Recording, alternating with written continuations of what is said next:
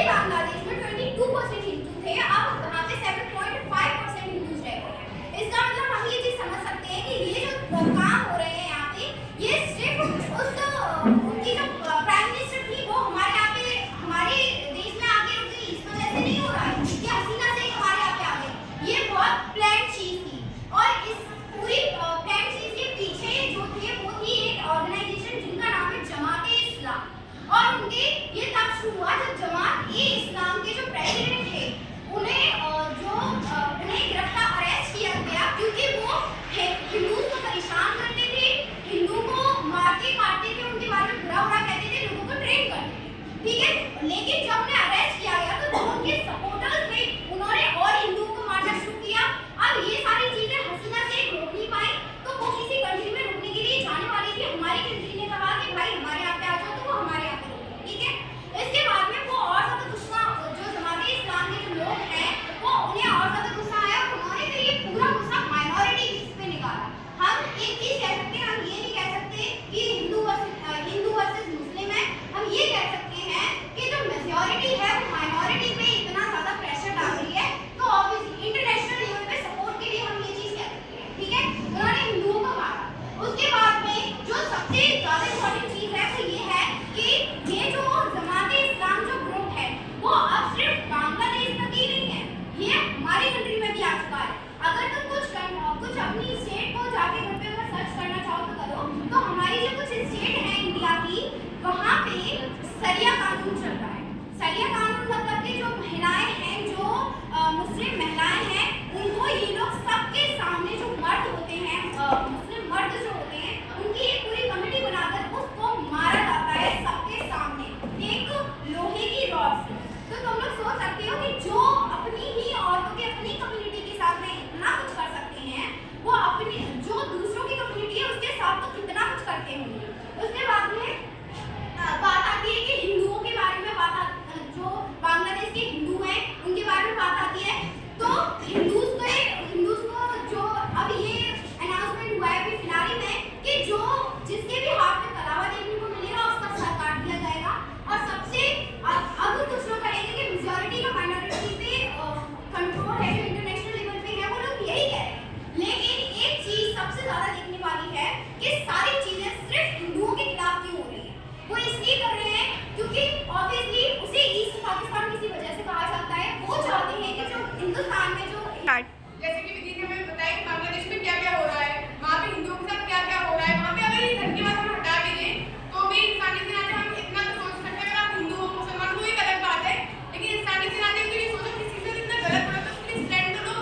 मैं उसके ऊपर कुछ लिखा था कि कितनों की कुर्बानी है, हमने सुनी जुबानी है, धर्म रक्षा और सुरक्षा पर भक्ति बढ़ानी है। हिंदू आए साथ अपनी तभी बात बन पाएगी, हिंदू आए साथ अभी तभी बात बन पाएगी, वरना हिंदू धर्म की हर एक महिला अष्टधार बहाएगी। लहू लुहान है जो भाई मुसलमानों की मेहरबानी है, लहू लुहान है जो भाई मुसलमानों की मेहरबानी है। हिंदू मुस्लिम भाई भाई ये तो बस एक कहानी है, ये तो बस एक कहानी है। जैसा कि अभी हमें पता है बांग्लादेश में हिंदू भाई बहनों के साथ क्या हालात चल रहे हैं, कितना बुरा उनके साथ किया जा रहा है। उसमें जो हमारे स्वामी चिन्मय दास जी हैं, उन्होंने अगर कुछ हमारे समर्थन में बोलना चाहा तो उन्हें जेल में डाल दिया गया क्योंकि उन्होंने हिंदुओं का समर्थन किया। उसी तरह मैं भी कुछ पंक्ति कहना चाहूंगी जो मैंने अभी खुद स्वरचित बनाई है। ये है, मंदिरों में पूजा की तो मस्जिदों से भी मुंह न फिराया, मंदिरों में पूजा की तो मस्जिद से भी मुंह न फिराया। हमने तुम्हारी नारियों पर दाग नहीं लगाया, तुमने तो उनका बलात्कार ही कर डाला, तो सुन लो जनाब, हम भी सनातनी हैं। हमारे यहाँ मर्यादा में रहना सिखाते हैं तो मर्यादा में रखना भी सिखाते हैं। एक नारी का अपमान, एक नारी के चीरहरण होने पर महाभारत हो जाएगी, तो सोच लो तुम्हारे साथ क्या करेंगे। ये तो बात की बात है।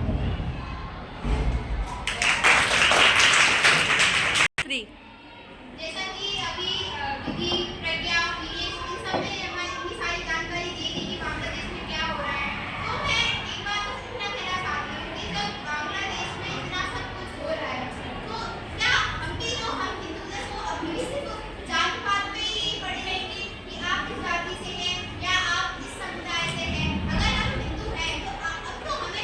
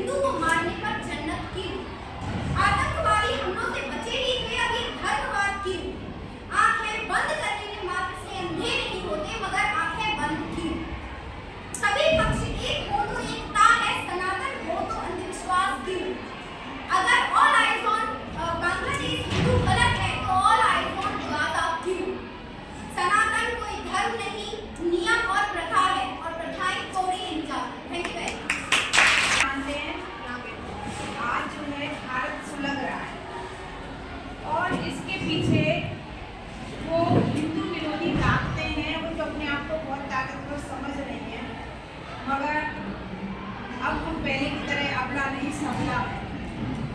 हम पहले वाली स्त्री नहीं जो मार खा लेते थे, अब मार कर गिराते हैं और दूसरों को उठने का मौका भी नहीं देते। तो ये सोचना तो बिल्कुल व्यर्थ है। केवल अगर हिंदुओं की बात हो रही है तो लड़कियों को एक बार आज़ाद करके देखो और फिर देखो हमारी दौड़ तो यहाँ से दिल्ली तक नहीं है, बांग्लादेश तक हो सकती है ना। एक छोटी सी क्या कहते हैं सॉन्ग, बांग्लादेश के हिंदुओं पे हो रहे हैं अत्याचार, जागने का वक्त आ गया, जागने का वक्त आ गया। बांग्लादेश के हिंदुओं पे हो रहे हैं अत्याचार, जागने का वक्त आ गया, जागने का वक्त आ गया। वक्त है न हम खड़े रहें, बेखबर न हम पड़े रहें। वक्त है स्वदेश के लिए, मोर्चा बना डटे रहें। आओ उठो और मिलकर तुम सब चलो,